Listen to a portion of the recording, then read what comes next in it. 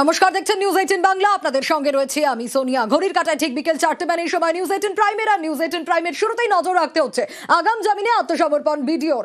আদালতের নির্দেশে আদালতে হাজিরা। বিধাননগর আদালতে প্রশান্ত বর্মনের হাজিরা। এই প্রশান্ত বর্মন যিনি নিউ টাউনে সোনা ব্যবসায়ী খুনে অভিযুক্ত ভিডিও। বারাসত আদালত কি নির্দেশ দিল আজ আরো বিস্তারিত জানাতে পারবে। তবে তার আগে আরো একবার জানাই, আগাম জামিনে আত্মসমর্পণ ভিডিওর। আদালতের নির্দেশেই আদালতে হাজিরা। তদন্তকারীদের কাছেও কি হাজিরা? কি নির্দেশ দেওয়া হলো বারাসত আদালতের তরফ থেকে? অনুপ রয়েছে আমার সঙ্গে, আরো বিস্তারিত জানাতে পারবে অনুপ।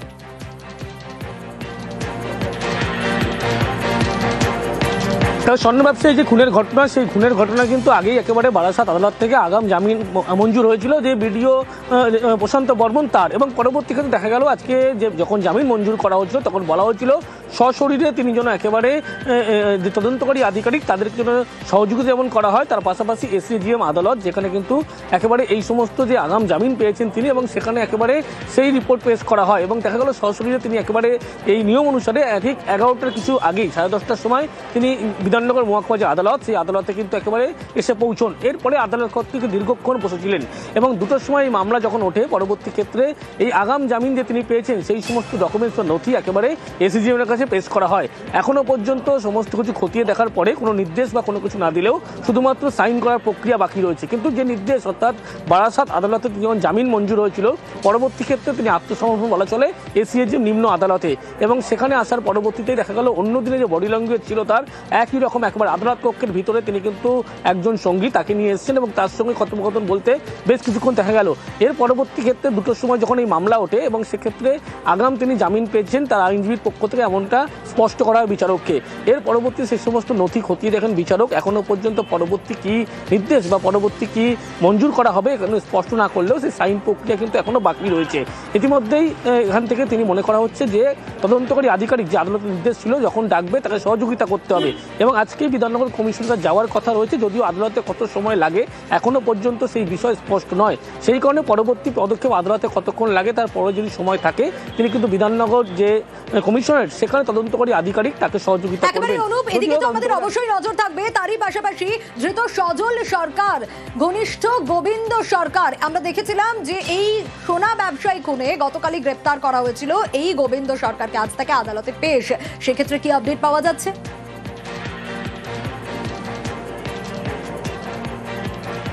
স্বর্ণ ব্যবসায়ী যে খুনের ঘটনা, সেই খুনের ঘটনায় সজল সরকারের গাড়ির যিনি চালক গোবিন্দ সরকার তাকে আগেই গ্রেপ্তার করে আসাম থেকে, এবং সেখান থেকে ট্রানজিট রিমান্ডে 7 দিন আনার পরবর্তী ক্ষেত্রে আজকে আদালতে পেশ করা হয় বিধাননগর আদালতে। এবং সেখানে তাকে যখন সরকারি আইনজীবীর পক্ষ থেকে বলা হয় তিনি কিন্তু এই যে গোটা ঘটনা, সেই ঘটনার ক্ষেত্রে কিন্তু অভিযুক্ত একেবারে যে সমস্ত ঘটনা অপহরণ থেকে শুরু খুনের সমস্ত ঘটনা জড়িত ছিল, এবং সেই কারণে তদন্ত প্রক্রিয়া এগিয়ে নেওয়ার জন্য 14 দিনের পুলিশ কাস্টাডি দেওয়া হোক, এবং সেক্ষেত্রে বিচারক সর্বাধিক শোনার পরবর্তী ক্ষেত্রে 7 দিনের পুলিশ কাস্টাডি মঞ্জুর করেছে। কিন্তু এই যে গোটা ঘটনা, সজল সরকার তার যে গাড়ির চালক, এই ঘটনায় কিন্তু পুরোপুরিভাবে অপহরণ থেকে খুন এই প্রত্যেকটি বিষয় জড়িত ছিল, এমনটাও আইনজীবীদের পক্ষ থেকে স্পষ্ট করা হয়েছে। যদিও পুলিশের পক্ষ থেকে যে সমস্ত তথ্য পেশ করা হয়েছে, পরবর্তী ক্ষেত্রে সরকারি আইনজীবী সেই একই রকম তথ্য পেশ করে জানায় 14 দিনের হেফাজতে তাকে পাওয়ার জন্য আবেদন করা হয়। কিন্তু সব সেশনপুরের বিধাননগর যে মহকুমা আদালত তিনি কিন্তু একেবারে নির্দেশ দেন 7 দিনের পুলিশি হেফাজত, এবং তাকে হেফাজতে নেওয়ার ক্ষেত্রে কিন্তু পরবর্তী বেশ কিছু পদক্ষেপ রিকভারি করার প্রয়োজন এমনটা মনে করা হচ্ছে। সেই কারণে জিজ্ঞাসাবাদ প্রক্রিয়া করা হবে বলে এমনটা পুলিশের পক্ষ থেকে স্পষ্ট করা হচ্ছে।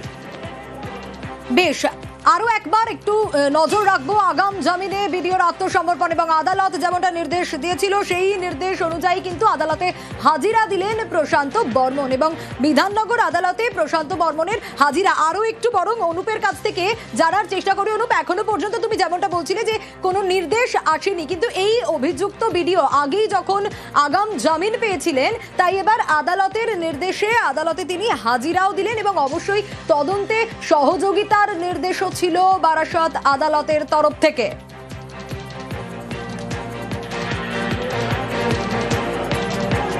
একবার এই ভিডিও যে প্রশান্ত বর্মন তিনি কিন্তু বারাসাত আদালতে জামিন পাওয়ার পরবর্তী ক্ষেত্রে বেশ কিছু শর্ত সাপেক্ষে জামিন দেওয়া হয়েছিল বারাসাত আদালতের পক্ষ থেকে, এবং সেই কারণেই একেবারে বলা হচ্ছে তদন্তকারী আধিকারিকরা যখন ডাকবেন তাকে সহযোগিতা এমন করতে হবে। পাশাপাশি যে কোনো নিম্ন আদালতের ক্ষেত্রে যখন সেই আদালতে কেস চলে কিন্তু জজ কোর্টে যেহেতু জামিন পেয়েছিলেন সেই সমস্ত নথি একেবারে সশরীরে পেশ করতে হবে এবং সশরীরে আদালতে কিন্তু তাকে উপস্থিত থাকতে হবে, এবং সেই কারণেই তিনি একেবারে নির্ধারিত সময় 10টার কিছু পরেই কিন্তু একেবারে এই বিধাননগর মহকুমা আদালতে এসে পৌঁছয় এবং আদালত কক্ষেই সর্বক্ষণ তাকে বসে থাকতে দেখা যায়। এবং এখনো পর্যন্ত দুপুর 2টোর পরে এই মামলা যখন ওঠে এবং এক্ষেত্রে দেখা যায় ভিডিও প্রশান্ত বর্মন তিনি কিন্তু আদালত কক্ষে এখনো পর্যন্ত বসে আছেন, এবং যেহেতু তার আইনজীবীর পক্ষ থেকে যে সমস্ত নথি পেশ করা হয়েছিল, যদিও এসিজিএম এর পক্ষ থেকে সমস্ত কিছু খতিয়ে দেখার পরে এখনো নির্দেশ কার্যকরী করেননি, যখন কার্যকরী করবেন তার ক্ষেত্রে কিন্তু তিনি বেল পাবেন এমনটা বা আত্মসমর্পণ করার যে পরবর্তী প্রক্রিয়া সেটা কিন্তু স্পষ্ট এমনটা জানা যাচ্ছে। তো তার আমাদের অবশ্যই নজর থাকবে পুরো বিষয়টার দিকে। প্রশান্ত বর্মন তিনি আজ হাজিরা দিয়েছেন আদালতের নির্দেশে, কিন্তু প্রশান্ত বর্মনের আইনজীবী তিনি কি বলছেন দেখি। ভিডিও তো যেমন আপনারা জানেন জাজ কোর্ট থেকে উনি বেল অ্যান্টিসিপেটরি বেল পেয়েছেন, ওনার এগেনস্টে সেরকম কিছু পাওয়া যায়নি বলেই অ্যান্টিসিপেটরি বেলটা পাওয়া হয়েছে। তারপর with the satisfaction of the learned court below যেটা আমাদের এসিজিএম, সেখানে উনি আসেন, এসে সারেন্ডার করেন, বেল সারেন্ডার করে বেলটা নেন।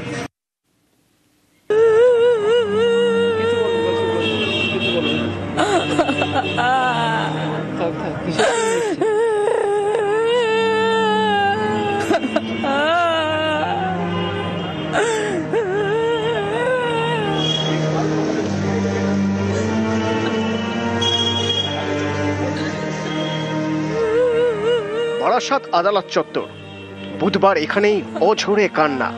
নিহত সোনা ব্যবসায়ী স্বপন কামিল্লার স্ত্রী মমতার চোখে জল।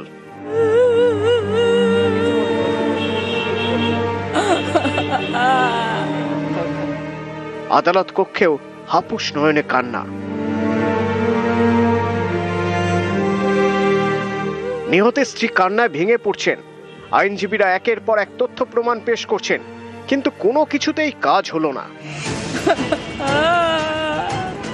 আগাম জামিন পেয়ে গেলেন জলপাইগুড়ির রাজগঞ্জের বিডিও প্রশান্ত বর্মন।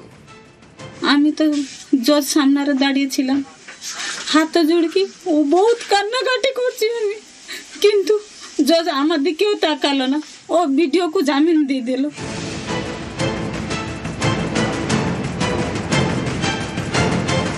30 অক্টোবর নিউ টাউনের যাত্রাগাছি থেকে সোনা ব্যবসায়ী স্বপন কামিল্লার দেহ উদ্ধার হয়। জলপাইগুড়ির রাজগঞ্জের বিডিও প্রশান্ত বর্মনের বিরুদ্ধে খুনের অভিযোগ দায়ের করে নিহতের পরিবার।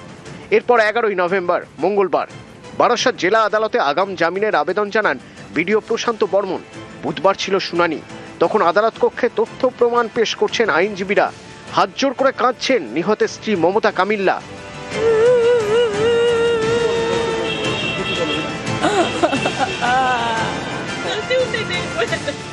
এসব কোনো কিছুতেই কাজ হয়নি। রাজগঞ্জের বিডিওর আগাম জামিনের আর্জি মঞ্জুর করে দেন বিচারক। আমি তো জজ সামনে দাঁড়িয়েছিলাম, হাত জুড়কি ও বহুত কান্নাকাটি করছি আমি, কিন্তু জজ আমার দিকেও তাকালো না। আমার উকিল বহুত কথা কইছেন, এঠু গণেশ পূজা করতু সে যে আমার বাড়ি কি আসলে সে কথা বি কইছেন, যে আমার বাড়ি যে আসলে ফুল মারার পর্যন্ত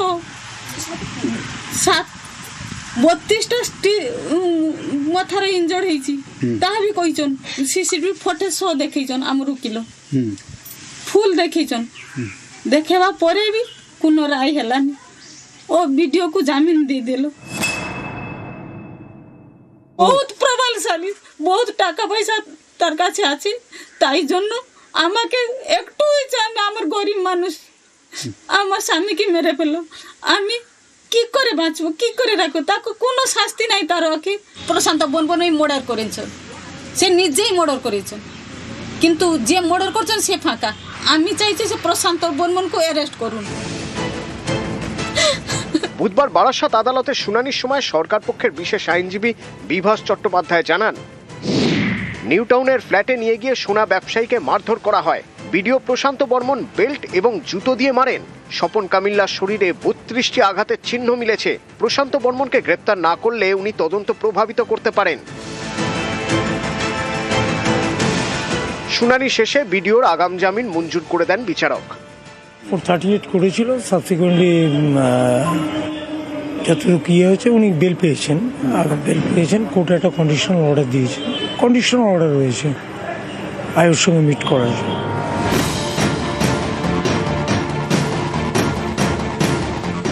সোনা ব্যবসায়ী খুনে অভিযুক্ত রাজগঞ্জের ভিডিও। কয়েকদিন আগে রাজগঞ্জে ভিডিওর বিরুদ্ধে অনেকেই ক্ষোভ দেখান, আর এখন সেখানে কেউ ভয়ে মুখ খুলছেন না, সব বিক্ষোভ উধাও। কোন মন্ত্র বলে ভিডিও আগাম জামিন পেয়ে গেলেন বুঝতে পারছে না রাজগঞ্জ। এটা হচ্ছে একটা বড় মাপের ষড়যন্ত্র চলছে। প্রশান্ত বর্মন একটা শিডিউল কাস্ট কমিউনিটির ছেলে, তাকে কিভাবে দাবাং থেকে মাটিতে শোয়ানো যায় সেটাই একটা চক্রান্তকারীরা চক্রান্ত করে যাচ্ছে। কিন্তু আমি একটা কথা বলছি, চক্রান্তকারীদের চক্রান্ত থাকবে না, দাবাংই থাকবে।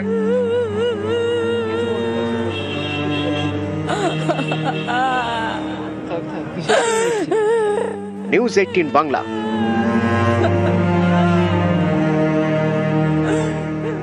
আর নিউজ 18 প্রাইমে এবার নজর রাখবো 16 যে প্যানেল, সেই প্যানেলে বাতিল 8 লক্ষ আবেদন। এসএসসি গ্রুপ সি ও গ্রুপ ডি তে প্রায় 8 লক্ষ আবেদন, 2016 তুলনায় 50%-এরও কম আবেদন। আরো ডিটেইল আপডেট নেব, সোমরাজ রয়েছে আমার সঙ্গে। সোমরাজ, তুমি জানো যে 2016 গ্রুপ ডি নিয়োগের প্যানেল বাতিল করেছে আদালত, এবং তারপরে ফের নতুন করে গ্রুপ ডির আবেদনের প্রক্রিয়া শুরু করেছে স্কুল সার্ভিস কমিশন। কিন্তু সেখানে দেখা যাচ্ছে এখনো পর্যন্ত প্রায় গ্রুপ সি এবং গ্রুপ ডি পদে স্কুলে নিয়োগের জন্য 8 লক্ষ আবেদন জমা পড়েছে। প্রায় 8 লক্ষ, অর্থাৎ 8 লক্ষ সংখ্যাটাও পেরোয়নি। যেখানে 2016-এ স্কুল সার্ভিস কমিশন যখন গ্রুপ ডি নিয়োগের প্রক্রিয়া শুরু করে সেই সময় 18 লক্ষ আবেদন জমা পড়েছিল, যাকে সেই সময় রেকর্ড আবেদন বলা হয়েছিল। কিন্তু দেখা যাচ্ছে 2016 তুলনায় এখনো পর্যন্ত প্রায় 50%-এরও কাছাকাছি পৌঁছায়নি আবেদনের সংখ্যা। আর সেই জায়গা থেকে একটা আশঙ্কা বা একটা প্রশ্ন তৈরি হচ্ছে, তাহলে কি এবার স্কুলে গ্রুপ সি গ্রুপ ডি পদেও যোগ দিতে অনীহা প্রকাশ করছেন চাকরি প্রার্থীরা? তার কারণ গ্রুপ ডি পদে নিয়োগের জন্য ন্যূনতম যোগ্যতামান মাধ্যমিক পাস থাকা দরকার। আর এই জায়গা থেকেই স্কুল সার্ভিস কমিশন মনে করছে যে তাদের আবেদন বহু সংখ্যক জমা পড়বে। কিন্তু আখেরে দেখা যাচ্ছে এখনো পর্যন্ত প্রায় 8 লক্ষের কাছাকাছি আবেদন জমা পড়েছে, যেখানে 2016-এ নিয়োগের সময় আবেদন জমা পড়েছিল প্রায় 18 লক্ষেরও বেশি। আর তোমাকে জানিয়ে রাখি, এই আবেদন প্রক্রিয়া আগামী 23 ডিসেম্বর বিকেল 5টা পর্যন্ত থাকবে। শূন্য পদের সংখ্যা দুটি মিলিয়ে প্রায় 8,000-এর কাছাকাছি। কিন্তু সেখানেও দেখা যাচ্ছে আবেদনের সংখ্যা প্রায় 8 লক্ষ, যা 2016 নিয়োগের তুলনায় প্রায় 50%-এর কাছাকাছি। আর এই জায়গা থেকেই তাহলে প্রশ্ন উঠছে, তাহলে কি গ্রুপ সি গ্রুপ ডি পদেও প্রার্থীদের মধ্যে যোগ দিতে অনীহা প্রকাশ তৈরি হয়েছে? সেই কারণেই কি 2016 নিয়োগের তুলনায় আবেদনের সংখ্যা কমে গেল? এই প্রশ্নই উঠছে। বেশ,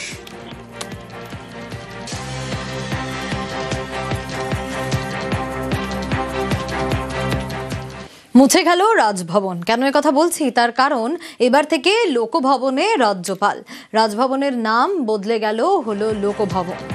মুছে গেল রাজভবন। যে ছবি আপনাদের দেখাচ্ছি, দেশ জুড়ে কেন্দ্রীয় মন্ত্রিসভার যে সিদ্ধান্ত, সেই সিদ্ধান্ত কার্যকর হলো। রাজভবনকে লোকভবন ঘোষণা রাজ্যপালের।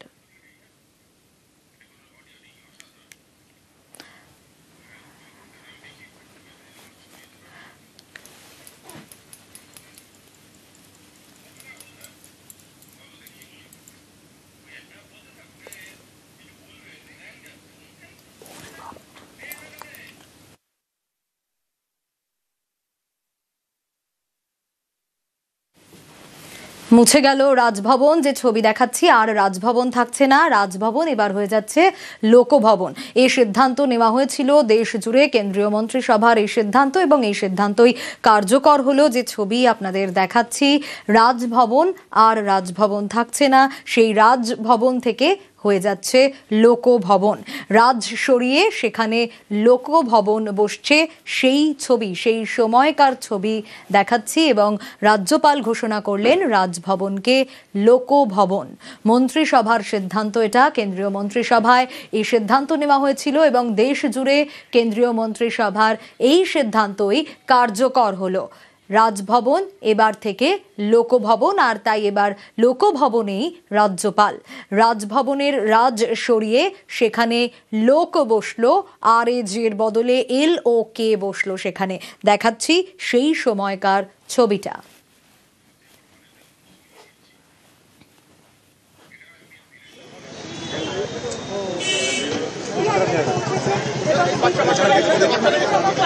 সামনে যে সকল শিশুরা রয়েছে, শিশুদের সঙ্গে কথা বলছেন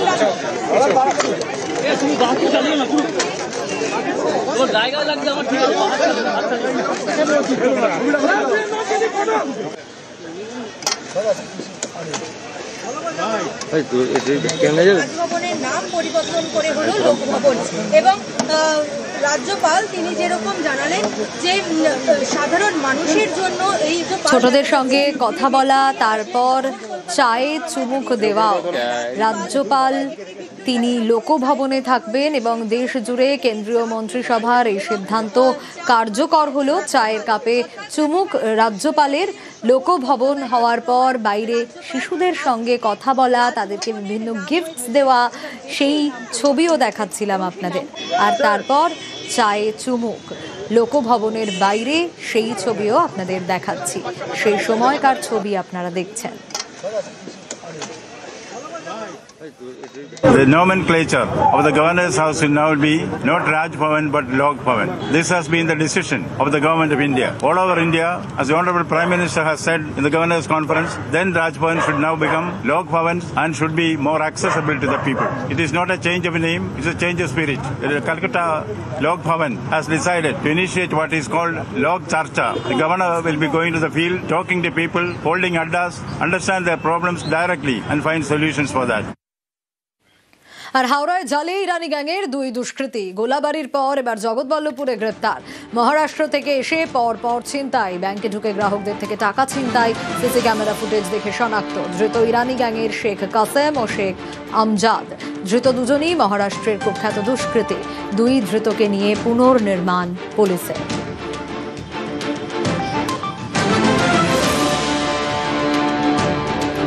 সিসি ক্যামেরা ফুটেজ আপনাদের দেখাচ্ছি জগৎবল্লভপুরের হাওড়ায় জালে ইরানি গ্যাংয়ের দুই দুষ্কৃতী গোলাবাড়ির পর এবার জগৎবল্লভপুর, সেখান থেকে গ্রেপ্তার। সিসি ক্যামেরা ফুটেজ আপনাদের দেখাচ্ছি, ব্যাংকে টাকা ছিনতাই ইরানি গ্যাংয়ের। দেখুন সেই ছবি দেখাচ্ছি যা সিসি ক্যামেরা ফুটেজে ধরা পড়েছে। মহারাষ্ট্র থেকে এসে পর ছিনতাইয়ের ঘটনার, ব্যাংকে ঢুকে গ্রাহকদের থেকে টাকা ছিনতাই। সিসি ক্যামেরা ফুটেজ দেখেই এদের শনাক্ত করা হয় এবং গ্রেপ্তার করা হয় ইরানি গ্যাংয়ের দুজনকে, শেখ কাসেম ও শেখ আমজাদকে। ধৃত দুজনই মহারাষ্ট্রের কুখ্যাত দুষ্কৃতী। দুই ধৃতকে নিয়ে পুনর্নির্মাণ পুলিশের।